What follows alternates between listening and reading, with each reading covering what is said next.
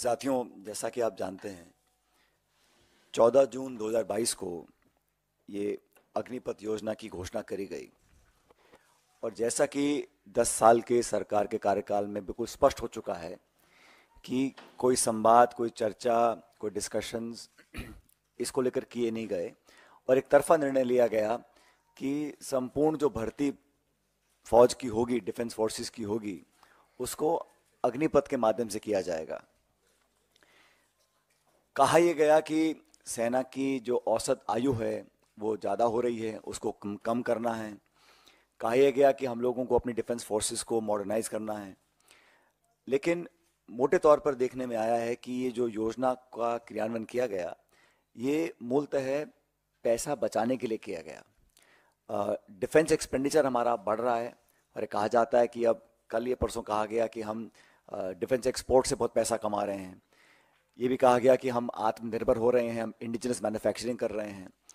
अगर हमारे defence department को इतनी आमदनी हो रही है और हम लोग इतने सक्षम हो रहे हैं, तो सबसे ज़्यादा महत्वपूर्ण ये होगा कि हमारे जो शौर्यवीर सैनिक हैं, उनके जीवन के लिए, उनकी भर्ती के लिए, उनकी नौकरी, पेंशन, परिवार की सुख सुविधाओं के लिए हम लोग संसाधन को जाहिर करें। ये अग्निवीर जो बनने जा रहे हैं, इसका विरोध करने के लिए कांग्रेस पार्टी ने, जब भी ये योजना लॉन्च हुई उसी समय से हम लोगों ने विरोध किया था, क्योंकि हमें लगा कि ये 4 साल की नौकरी देने के बाद सिर्फ 25% लोगों को स्थायी रूप से फौज में भर्ती किया जाएगा और बाकी 75% लोगों को रिलीज कर दिया जाएगा। अभी कहा जा रहा था कि 10% की पैरामिलिट्री जो है, आर्म्ड फोर्सेस सीएपीएफ हैं, उसमें उनके लिए आरक्षण दिया गया है। लेकिन जो एक्स सर्विसेजमैन के लिए जो ऑलरेडी रिजर्वेशन है, उसमें सिर्फ 2.49% सरकारी पद भरे गए हैं। जो पूर्व सैनिकों के लिए पद आरक्षित हैं अब तक, उसमें सिर्फ 2.49% पद भरे गए हैं। फिर कहा गया कि अलग अलग स्टेट गवर्नमेंट्स अनाउंस करेंगी कि जो 75% अग्निवीरों को हम छोड़ देंगे वो कहाँ अब्जॉर्ब होंगे।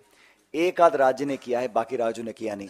बेसिकली जो लोग 4 साल की नौकरी के बाद एक कम उम्र में रिटायर हो जाएंगे, उनके भविष्य का कुछ पता नहीं, उनको पेंशन भी नहीं मिलेगी, उनको ग्रेच्युटी जो 11 लाख रुपए की दी जा रही है, उसका भी जो आधा पैसा है उनकी तनख्वाह से कट रहा है।